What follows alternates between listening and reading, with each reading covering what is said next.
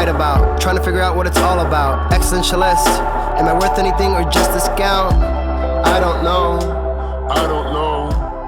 That was great sounds of Watson with Outside on WNHHLP 103.5 FM New Haven. Myself, Prestige, with my partner in crime, Long Island raised, Elm City made. EZ BlueZ is in the building. EZ BlueZ, you're better with introductions more than me. Who do we have with us today on Behind the Brand?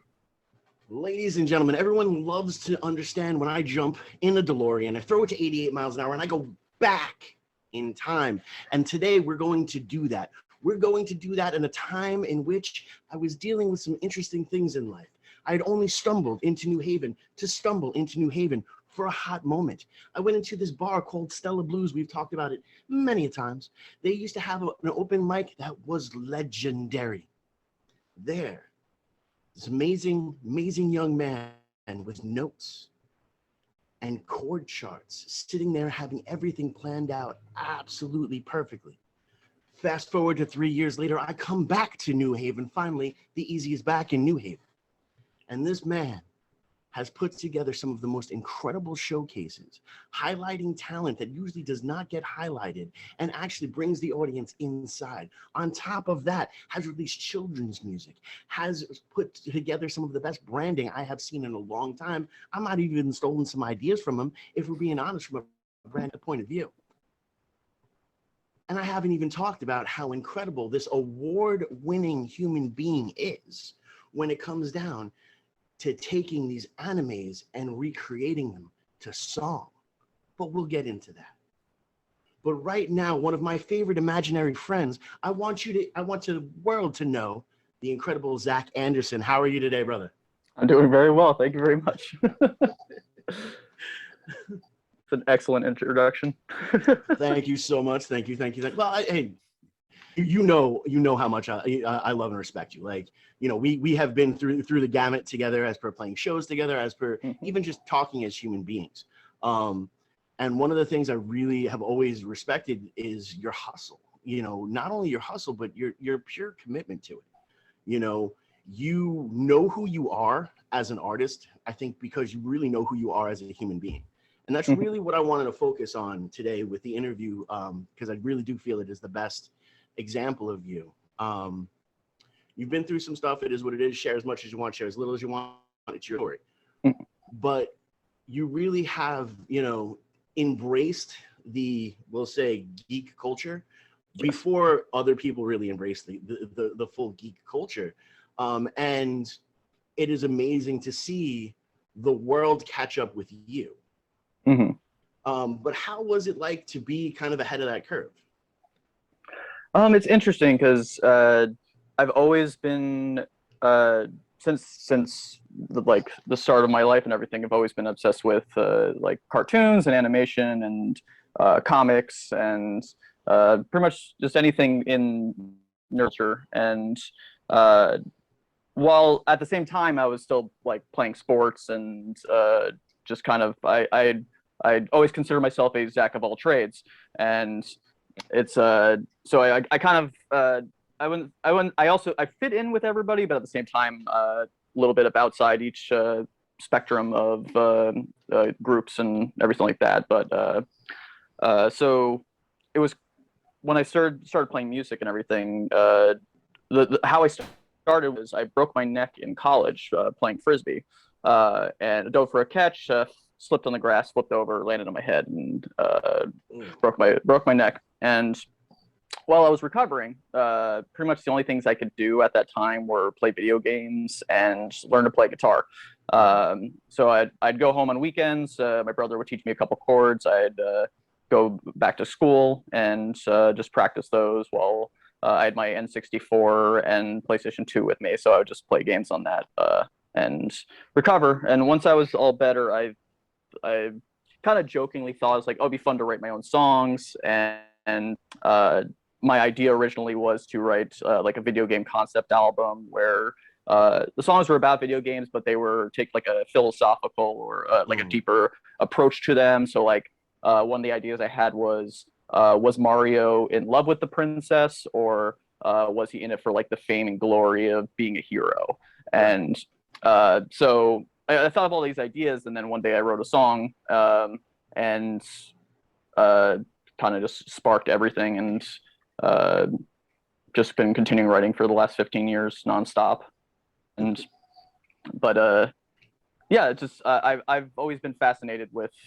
There's so many amazing stories and characters in different types of uh, media and nerd culture and everything like that, where it brings so much inspiration, and you see yourself in characters and ideas, and so I'm able to bring that out in my songs, and make it so that if you don't know the references, you can understand it on a different level than the person who does understand the references, and we'll get like little nuances in there. But Well, and that's honestly a lot of key of what you do. And some of the stuff I respect the most about it is even if they can't relate, and there's a lot of like the stuff that I'm just video games, stuff like that. Cool. I'm glad y'all had a lot of fun with that.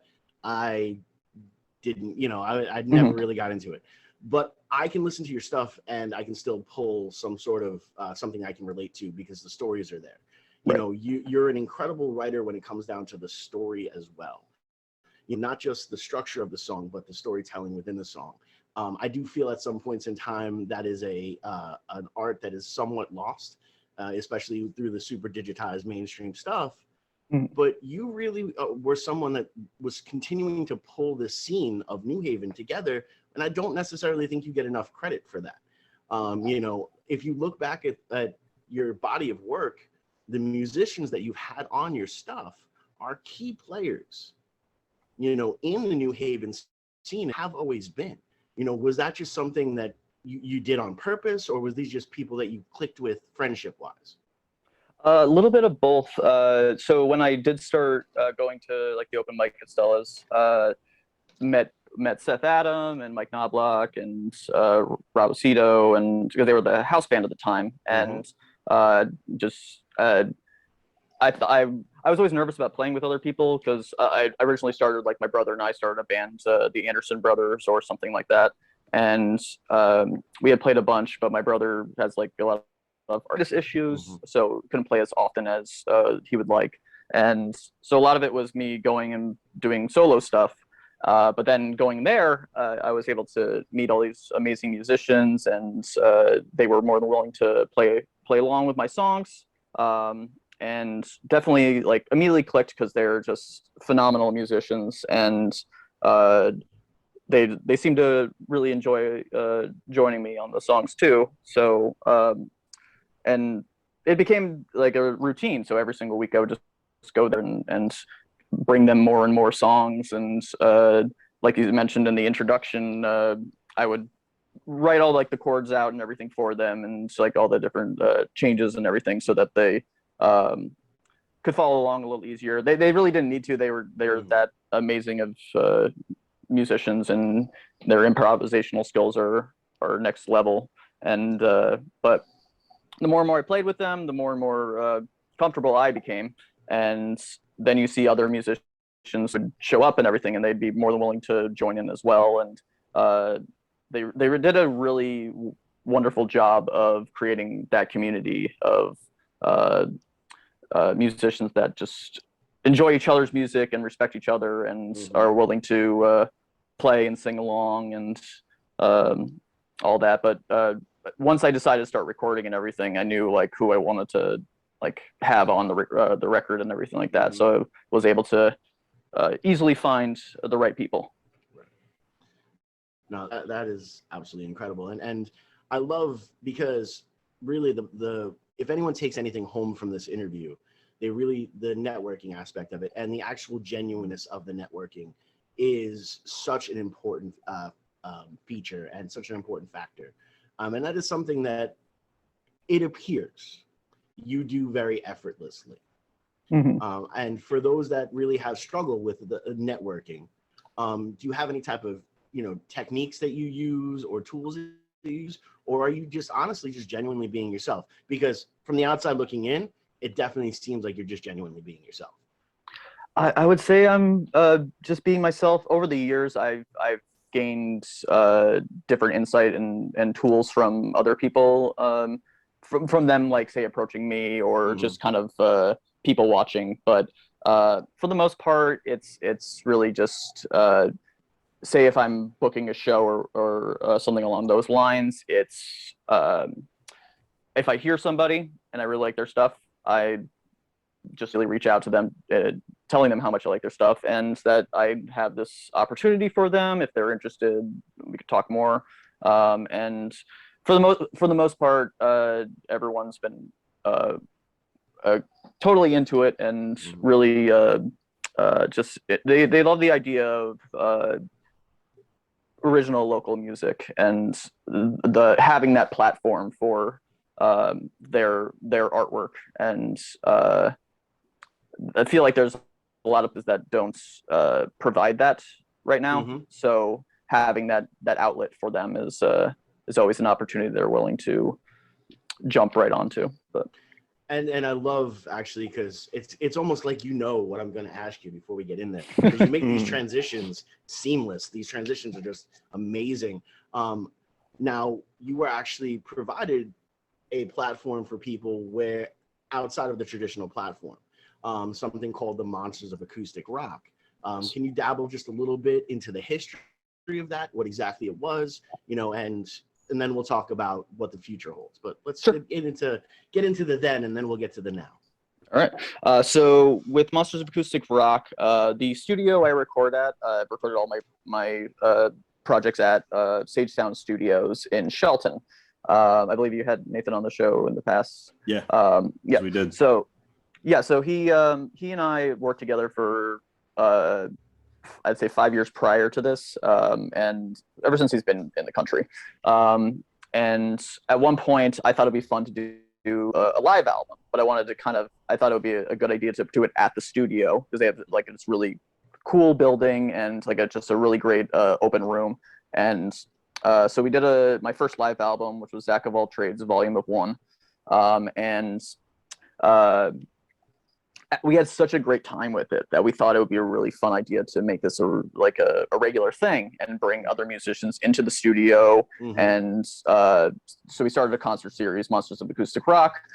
We thought it's a great, like I said, it's a great place for an intimate show where people can showcase their actual songs and really express themselves in a different environment. We made it into more of like a unplugged kind of scenario because while it is an open room, it is still a small room, so we didn't want it to be too loud, and also gives like bands that are a little heavier an opportunity to showcase a different side of themselves, as well as just being able to showcase the studio and get musicians who maybe haven't had that opportunity to record before a place that you could place out and see what it's like, and possibly record there as well. And but we started off back in 2016, and we ran it for up until the pandemic started.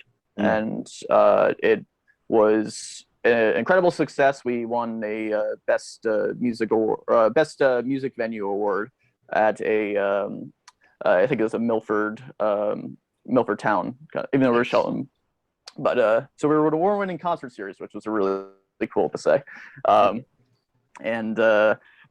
in addition to the actual concert series, I would also provide interviews with all the performers, where I would bring them into the one of the rooms, and we'd do a video interview. Was from Z to A, alphabetical interviews with Zach Anderson, where I would take each letter of their name and ask a question that had something to do with that letter. And we ended up doing about 90-something interviews, which before we had to stop. But it was really fun experience. And I would also record. I do like videography and record everybody's sets and make a nice little video package for them. And just a nice little additional thank you for being a part of that.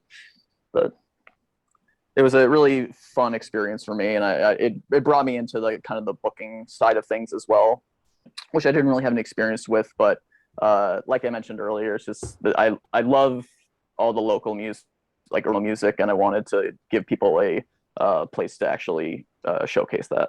That's awesome. And I love actually that now that evolved into what you're kind of doing now, which is at one of our favorite venues in the world with the best sandwich, the Huggy Bear. Of course, I'm talking about the Cellar on Treadwell. You do the Storytellers series, which is very much similar to what was going on with Monsters of Acoustic Rock, as per, and I've seen it in where you've done it in the separate band aspect and also in the everyone sits around in kind of a round. Now, is this the next step of that, or will we see, before we totally highlight the Storytellers aspect, because we know we've got another good one coming up this month, but is this now replacement of, or is this an attachment to the future of Monsters of Acoustic Rock? I want to consider it an attachment to. There's always hope that Monsters of Acoustic Rock will come back. A lot of it was obviously due to the pandemic. We didn't want to endanger anybody by bringing them into the studio. It's a small room, and we prefer everybody stay safe and healthy than to risk that factor. And then once things kind of settled down a little bit, the studio is going through a lot of renovations, building new practice space rooms, and just a lot of remodeling in general. So we wanted to wait until the place was completely finished before discussing any further development series. There's always a chance to bring it back. We both loved running it and doing it, but fortunately for me with Storytellers, Eric and Sherry, two of the partners for the Cellar, are also partners for Sage Sound Studios, and they reached out to me last year to discuss kind of starting a new series at the Cellar, and we discussed it a lot and thought it would be a better, like, not to do the exact same thing as Monsters of Acoustic Rock, but something in the same vein. So not the idea of doing like a Songwriters on the Rounds kind of show would be a better atmosphere for that venue. And we're a year in now, and it's going really well, and we're really enjoying it so far. Good for you guys. No, that is awesome. Now, also for those at home, there are some that are going to understand the series Storytellers as per VH1 and stuff like that. But there are those people that just got up now and don't necessarily know the concept. They just hear the word Storytellers, and they, is this someone with a book coming up there? Or, are you guys playing while someone's talking about, Rapunzel? Or what exactly is the concept of a storyteller? So yeah, definitely got the idea from the VH1 series, and it's pretty much just a regular concert, but in between each song, the artist will explain either the how they wrote the song, the story behind the song, the meaning behind it, anything in that kind of realm to just give you the more insight on their process, their mindsets, where they were in their life at that point, and it may give you a whole different feeling on the song than you originally had, and it just gives you a better understanding, but also it gets you more intimate and personal with the artist, rather than just kind of seeing somebody up on stage performing and be like, I like this song, and it's just like, oh, I really understand where this person's coming from, and I can relate to them, or I feel for what they've been through, or just like, oh wow, I had no idea what this was about, and now I do, and I totally get it. So it's a really original, like just a unique idea, and I love listening to all the different artists being able to express themselves and find out like the true meanings of everything, and it's a nice therapy session too. So. Well, and it's something that's incredible, because as someone who's done several different types of shows with you, that is very much on brand for you. In particular, is you paint a very human face, to the artist that you are, but also the artist that you align yourself with when you're playing a show. It's not the spectacle in which you push, but it is the human being. And when you're dealing with an industry as superficial as we are in, and like, let's be real, do you find that there's a little bit of a pushback, or do you find that this is actually, you're finding a truer audience when you're out there just 100% being the human that you are instead of the brand that you can be? On WNHHLP 103.5 FM New Haven, myself, Prestige, and my partner in crime, Long Island Rays, Elm City made, EZ BlueZ is in the building. Zach Anderson is with us on Behind the Brand. Go ahead, Zach. Yeah, so you, I wouldn't say there's too much pushback. You find the people who want to be there and are interested in that, so there is an audience for it.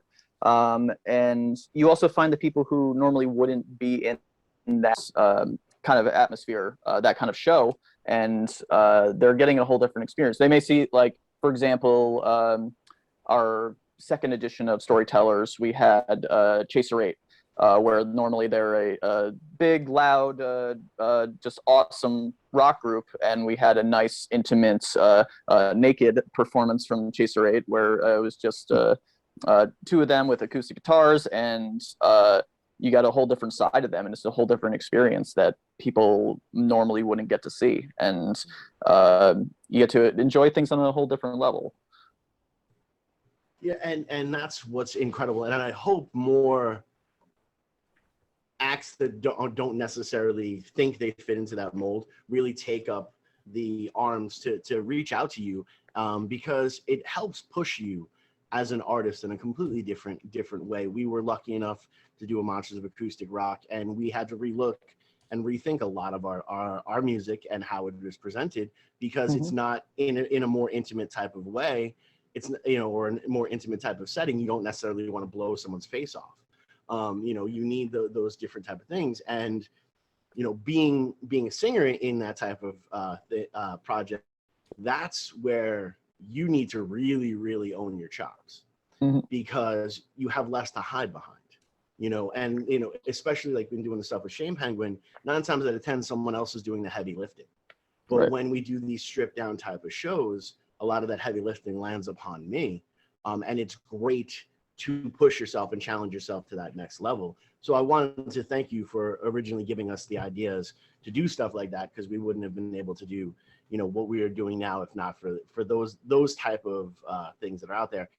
And I would encourage every band out there right now to take a look at themselves and take a look at their material, because when you strip it down to the bare bones, that's when you get to see how good a song really is. And if it can translate, then you can do whatever you want to it. They say in songwriting, a good song can be in any type of style. And it really, something like what you're doing with the Storytellers is a huge thing for the artistic community that's out there. So I want to give you your flowers now for that. So thank you. I appreciate it. Thank you. Of course. Now, you also, from the music, we've also talked about some other things in the intro, and I want to get into that just a little bit. What is, I believe the term is an AMA? AMVs. AMV. What is an AMV, and why are you so good at it? So AMVs are anime music videos, where you pretty much take a song and edit music video using pre-existing clips from different anime or cartoons or movies or anything in that sense, and create a whole different type of artwork and video than you would normally see from like just recording your own footage. I'd say a decade or so ago, I went to my first convention, and one of the things I wanted to check out was the AMV contest, because it just sounded interesting. So I went there, and there's about like 1,000 people all in a room watching a big screen of just different people, like a competition of different categories, and just a whole bunch of different styles, and people using different shows and this and that, and it was just so amazing watching people do that. When I was originally was going to school for film. I was going for script writing, but we also had to take all different classes for the different aspects of film. And I wanted to like my editing class, and I just wasn't interested in it at all, but I still had to take it. So when I saw these videos, and I had just, it was a couple of years after I started writing my own stuff, so I thought it'd be really fun to kind of put those two together and start my own stuff. And originally I wanted to do it for my own songs, so I did one for like my song Ghost for my first album, and then kind of just sparked this whole thing. So I started just making more and more videos and using other people's songs as well. And then I started submitting them to contests, and eventually I ended up starting to win awards here and there. And it's just such a it's such an interesting experience, because I hated editing, and now I love it so much. I think it's just because I'm doing something I enjoy rather than just somebody else's work. Right. So I really get to express myself through them using. So it's like such a great combination of everything that I love, which is like animation and music and storytelling and all those aspects. And I was lucky enough to make a video for Shane Penguin during the pandemic, which was such a fun experience. Such a great video. Like the story that you tell in the video is just, it's amazing. And that's fine. I'm not here to talk about us. I want to seriously talk about, because the reason why I even reached out to you for that is just to see not only how beautiful, these final art pieces were, and, the inventiveness and different things like that, but to me, from a marketing point of view, you tapped into something that I don't think that people really jumped in there and tapped in there for. Here, you walk in and you see there's a big screen and 1,000 people. In my head, I'm like, that's 1,000 new listeners. Sure. Like just from jump, I'm like, oh, this is now a way to get your stuff out to an audience that it might not get to, or would take longer to get to. And you just jumped right in there and were like, this is great. I'm put that out there. Was it an artistic choice, or was it a completely marketing choice? Was it just something you just challenged yourself to do? It was originally a challenge for myself. I'm always trying to push myself with different ideas, and just trying to incorporate everything I can that I enjoy doing into whatever I can. But the artistic and just that kind of aspect, the marketing side of things. Once I had the idea to do my own song and everything, and then once I felt I was good enough to submit to contests, and that was kind of the point where it's like, this is a great opportunity for myself to really get, like you said, get people to hear my songs, and really. It's nice seeing that, because then I get people like the video would show at the convention, and then like 2 days later I'd get a whole bunch of new views on my video, and new listens on Spotify, and people commenting about the song, and like that they were impressed that I used my own song in the video, and things like that. So it kind of all came together organically, I'd say, than me really thinking of it ahead of time. Like I can't, like, just how genius that really was. It's amazing. And I love, like, again, I'm hoping people are listening at home right now and they're like, hey, so the more genuine I am about myself, and the more I push into the things that, make my brain go, this is cool, the better, I can be out there as an artist. And that's, we talk about it on the show a lot, to being pro wrestling fans, we find the best characters that get over are the, performers just turned up to 11. And, you are yourself turned up to 11, but just genuinely being yourself. Yes. We have had industry conversations, we have had normal human being conversations, and those conversations have maintained, the level, neither one are fake. And that is very difficult to find in this industry. Like, very, very difficult. As Hunter S. Thompson says, this industry is full of, prostitutes, johns, snakes, and lawyers. And there's a downside as well. So it's just that constant aspect. So when you see someone who is a genuine article, it's amazing to see, and it's encouraging to see.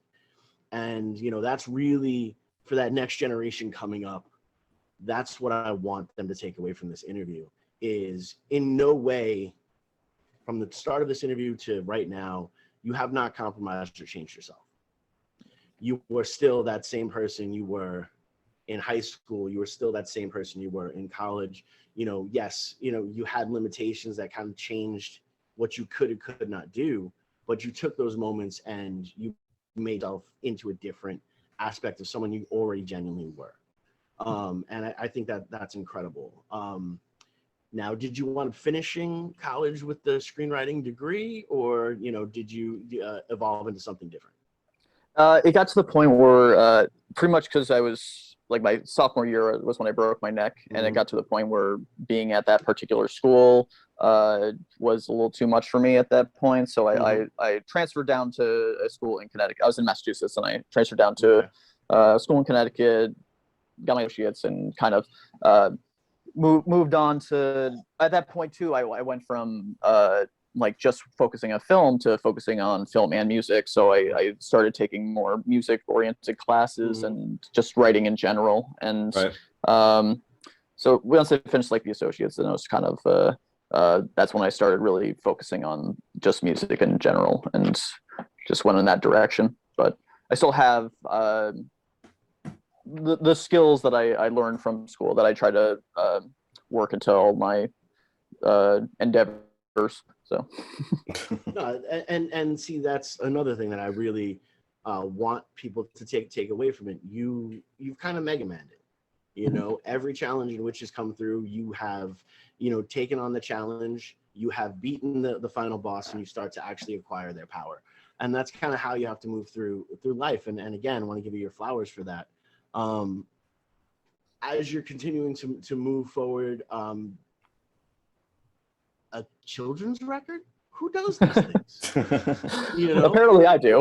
Yeah, but see that again now from my marketing ideas and different things like that. Absolutely genius. It's a huge thriving market. This totally makes sense. If you're going to go into that type of direction, this should be something that's it's just money that's there. I mean, give me a multicolored shirt, call me a wiggle, and I'll make my $1 million. But was this a marketing scheme for you? Or to me, it just seems like the next logical evolution. So it was definitely not a marketing scheme to begin with. It was my mother is a preschool teacher, and one day we were talking, and she's like, "Oh, my boss heard that you're a musician and asked if you wrote any children's songs." And I said, and she told her no, and I was like, "Challenge accepted." So I just sat down and wrote a couple songs, thinking that it was just going to be like, I'll do like a quick recording and it'll be from my mom's classroom, that kind of thing. And then I wrote more and decided, I'm just going to record it as a full album, and went to the studio and recorded songs for stuffed animals and released it. And then it started getting a lot, like tons and tons of listens and people really enjoying it. And I got some people reaching out to, once they heard that I was doing a kids album, they reached out to see if I could do some like children's oriented like festivals and or like a children's stage kind of thing at different shows and things like that. And preschools reached out to me to play shows for all the kids, and completely different market. And but it was just such a nice like creative writing process for me, where I could just challenge myself to come up with songs that can be enjoyed by children of different ages, but also still keep the like me in the songs. And I consider them to be able to, like, they resonate with all ages. So, I mean, there's a song on it called "I'm Not a Morning Person," and it's silly for children, but adults are like, yep, that's totally me. And I always love that, like, even with like children's cartoons and everything, there's always stuff in it for the adults as well. So you get it on those different levels, and there's always a little bit for everybody, and I wanted that's what I wanted to do with these songs as well. So yeah, it was just a fun, different style I can work with, and I think it paid off in the end. And that's the other thing is, you know, I've listened to it all, and it does still have, you know, that same type of thing as per, you know, the stuff that you write more towards the video game stuff, where there's still relatable aspects. There's still things you can pull from it. There's still ways and that's a sign, one, of a phenomenal storyteller, two, of a great writer. Because is the other thing, like, you can tell a story, but to be able to change the style, because you don't necessarily change the format in which you tell the story. You change the style in which you tell the story. And very similar to like how like Beyonce can sing a whole bunch of different styles of music, but you always know it's Beyonce. Yeah. You can play a whole bunch of different styles of music, but we're always going to know it's Zach Anderson, because that is the truest part of your songwriting is, you know, you hold that little piece of you that goes through. Very similar to like Hunter S. Thompson in his writings, you know, whether it be an article or a book, you knew who wrote it because his voice was and his point of view was very prevalent throughout, you know, the book. And your voice and your point of view is very prevalent throughout the different styles in which you lay. Did you find it a little bit more complicated to, you know, write children's music because a lot of people will say, you know, children's music, you just keep it in the major chord and yada yada yada, and you know, they'll do those type of cheats. But what I have actually found is some of the most complex music out there is actually some children's music, just with, you know, because you have those artists that can, you know, put that major seventh where it shouldn't be, but it sounds so good there, and it evokes that emotional response, you know. Or have that unresolved, like that Baby Shark song, you know, it ends on an unresolved chord, so it never fully resolves to the G chord, and you feel like you just need to hear that next verse. You know, and all of these things are very strategically planned.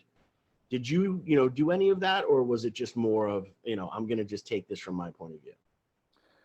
It's a little bit of both, I would say. Like I said, it was very much a creative exercise. So while writing it, we'll use first song Coloring as an example, where it's like, okay, it's a children's song. We'll make it simple, but I also want to make the rhyme scheme a certain it's like a certain pattern. I want to incorporate because a lot of the times it's like, okay, you can rhyme blue and two, like that, like it's simple in that sense. It makes it easier to remember it, sing along, things in those aspects. But I wanted to sneak in like little bits of myself, so like my sense of humor and like cleverness, you'd say, I guess, was so like each like verse ends with orange you said, that nothing rhymes with purple, and nothing rhymes with silver, and nothing rhymes with orange. So like just like working those like silly things in there to kind of catch you off guard from the other the more simplicity of the other lines of the song.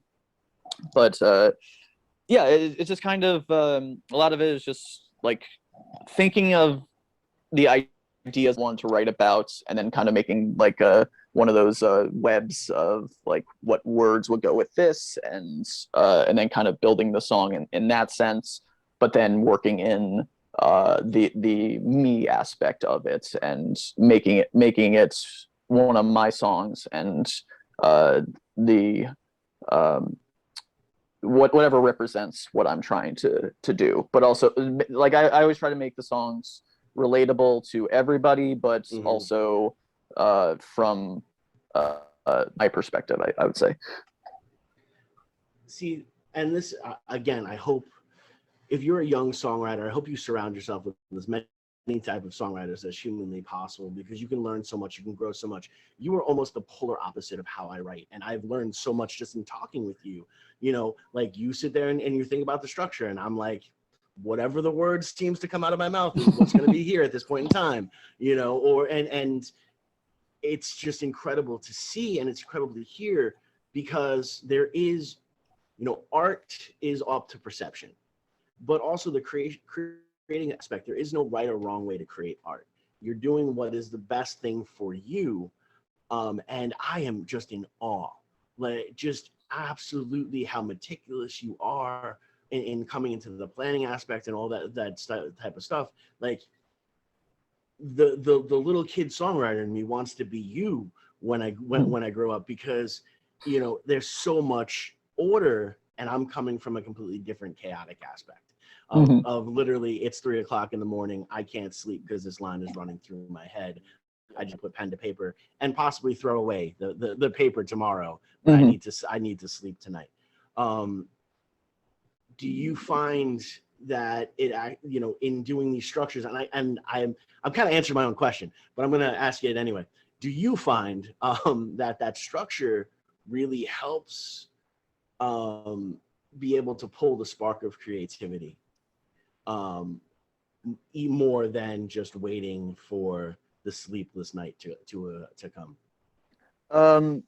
Sometimes it really depends on the song and the situation, and because a lot of the times I do have those moments where it's 3 a.m. and all of a sudden I think of one line or an idea, or I'm in a certain emotional state and need to write about it, and it'll just all flow out in that sense. But I also have that side of me, like with the children's songs and a few other ideas, where I will have the idea ahead of time, or I will just one day be like, I really want to write a song with this particular rhyme scheme, or just something along those lines, where I'm like, okay, I'm going to sit down and write this. Where there was, for example, there was a song I wrote called "Another Night," which I haven't released yet, but it was literally me just one day being like, I want to write this song with every other line rhyming the entire song, and then every second line rhyming between this and that, but like every single when I say every single other line rhyming, I mean like they all have the exact same like ION ending to them. And it was just that idea and nothing else. And I just sat down and wrote a song about it was a satire of bar dating culture and people getting hit on and things like that, and just not going well. And it was just turned into this whole thing where it had no like emotional response to me when it started, but then it builds upon that. But yeah, it just but certain times where if I use that style of writing where I have a concept, or I have it's like more like creative or finely tuned kind of writing I want to do, doesn't always start off. It's not as easy. Like it might take a little longer than it would if I have that like I need to write a song about this breakup or whatever emotions I'm feeling at the time, or if something just like a lot of the times when I'm writing, it's just like I will think of one line and then I hope you think of 4 letters on WNHHLP 103.5 FM New Haven. Myself, Prestige, and my partner in crime, Long Island Rays, Elm City made EZ BlueZ is in the building. Zach Anderson is with us. I hope I didn't lose your train of thought on Behind the Brand. Go right ahead, sir. No worries. So yeah, I'll write one line, and then I will completely build a song around that line. And I enjoy working with different styles of writing, just because most of the time I'll write lyrics first, and then I'll just kind of fiddle around with the guitar or ukulele until I figure something out. A couple of times I will write if I am just fiddling with the guitar one day practicing and I think of something cool, then I will save that for a day where I write something that will eventually come to that. But yeah, for the most part, it's just whatever sparks my interest that day, whether it being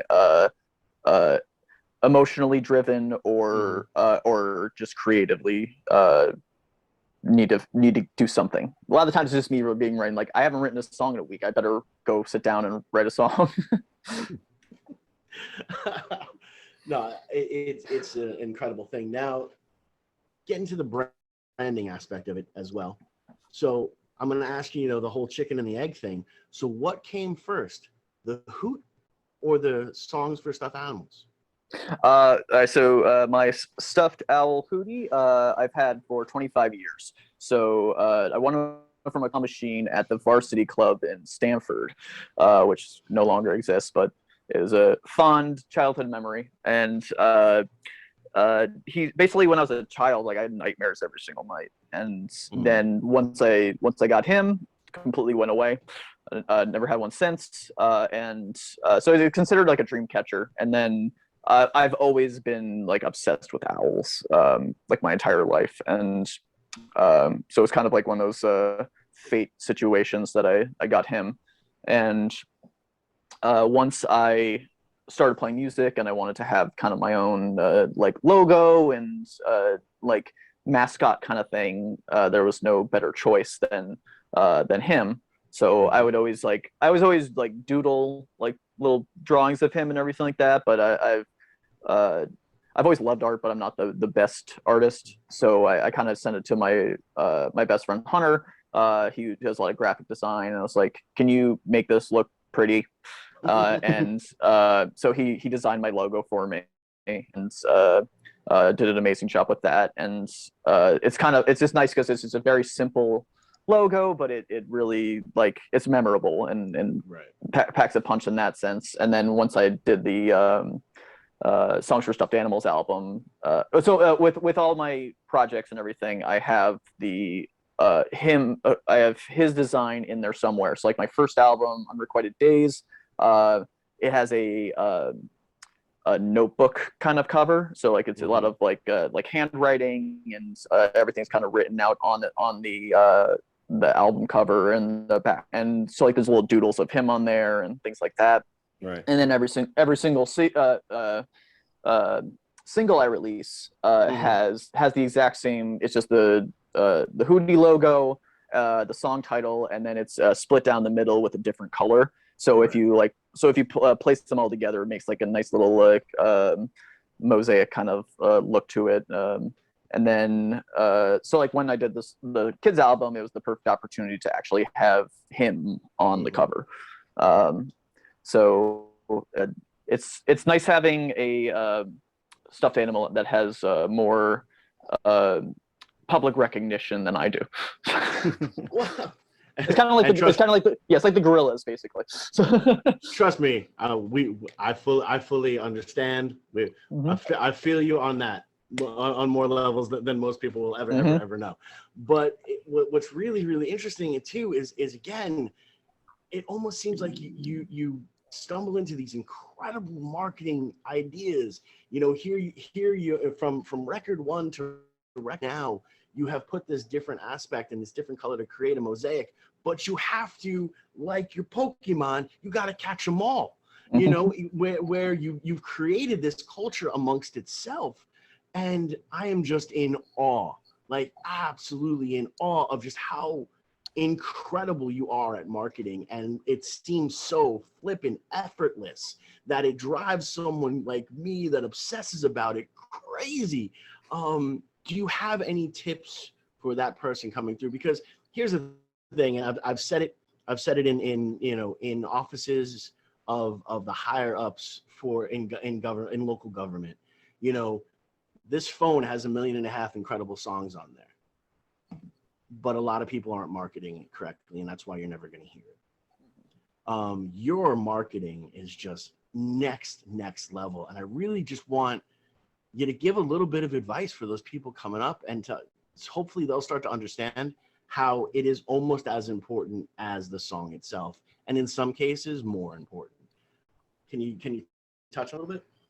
So a lot of it for me is being yourself and doing what you like.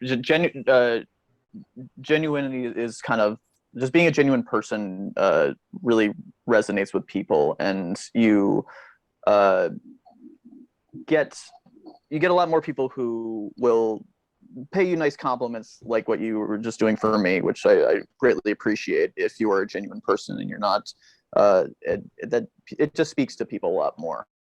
And so when I feel like when you're trying to build a brand or marketing, just doing what you enjoy and being yourself kind of is a great catalyst for it. and then as you go, you find out what works best, and you kind of build upon that until it gets to a point where it is reaching the right people, and then that builds out further, and it just keeps expanding upon that. For me, it was a lot of like, oh, I really enjoy this, or I really like this idea that I had, so I'm going to start with that and then see how people react, and then build upon that, but without really losing the me in it. And from there, you just keep growing and building until you get to that point of being humbled by people on podcasts. Again, man, and I guess I just haven't really paid you these compliments before, and that's on me. I was in a world, but like really, it is absolutely amazing, and it is something that I study every single aspect of the game for this. For music in general, I have for years upon years upon years, and I think that's one of the things that truly drew me to New Haven is you get to see it happen in real time. You get to see, what grew from that Stella's open mic, is this past Thursday opened up for the Roots at College Street, and of course I'm talking about Fat Astronaut. Yep. But also you get to see that evolution of dude just coming back and trying to figure out what his life was going to be, to someone who starts creating this amazing content and art, to then staying true to himself and creating showcases for other people and platforms for other people, and then taking that into now two different type of avenues, while still trying to write a song every single week, while still pushing himself creatively, because that's so super important, and I don't know how you don't lose steam in all these different aspects, in all these different avenues. Anyone who follows you on social media, you promote like a beast. You're constantly up there giving these, these online concerts, where you're like, hey, it's date night, stay in, it's not Netflix and chill, it's Hootie and hang out. You know what I mean? And it's incredible. Feel free to take that as well. I was also thinking you, us, and Falconeer, Birds of a Feather tour. I'm just saying there's something there, or Birds of Slay. Oh, come on. That'd be great. We'll wear some great makeup. It'll be Birds of Slay. But we'll move on from there. But it's how are you able to maintain? Because like you have a functioning life as well. There is, we don't get into the personal aspect if you don't want to, but there is a Zach outside of, Zach Anderson, the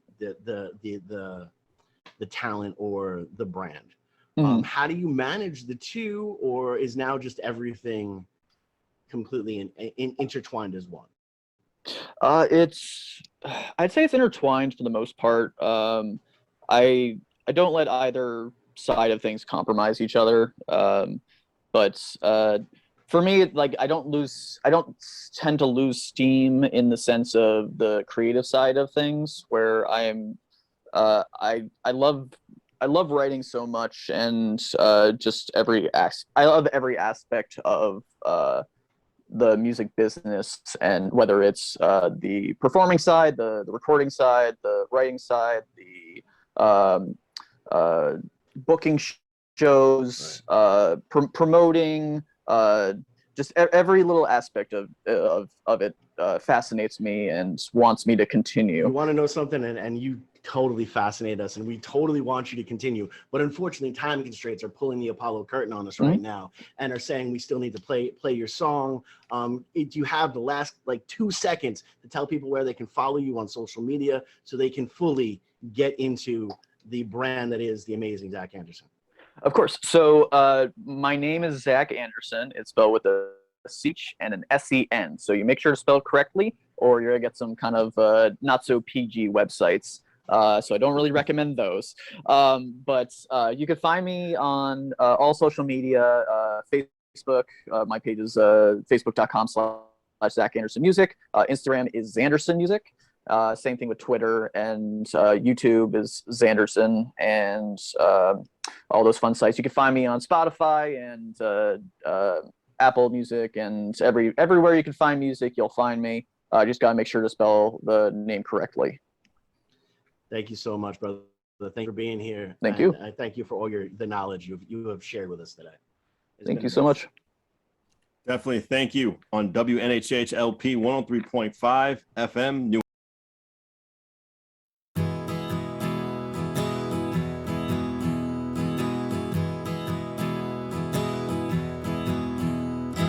Wake up, it's a brand new day. Stay up, try to find your way.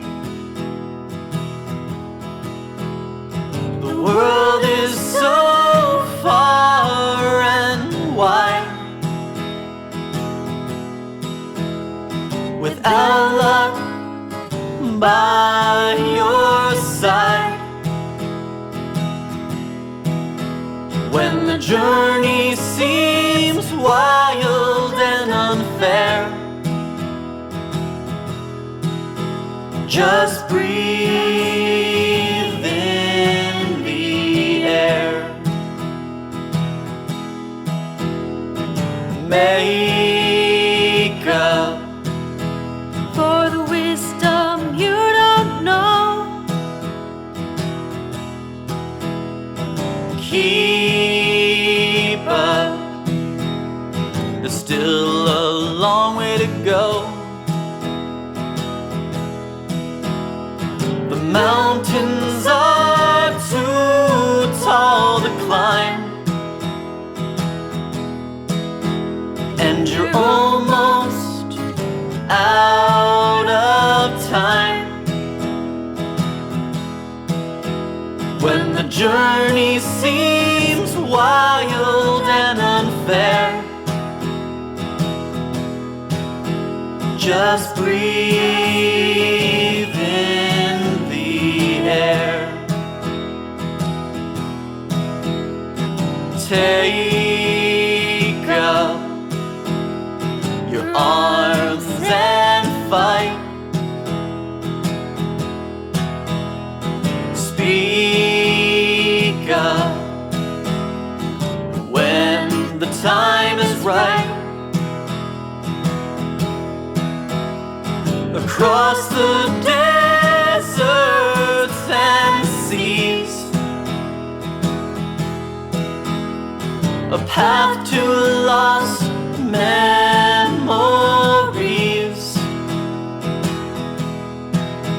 When the journey seems wild and unfair, just breathe in the air. And when the skies turn dark and the moon turns red, and there's only worries left in your head, and the journey may seem wild and unfair, just breathe in the air. Just breathe in the air. Just breathe in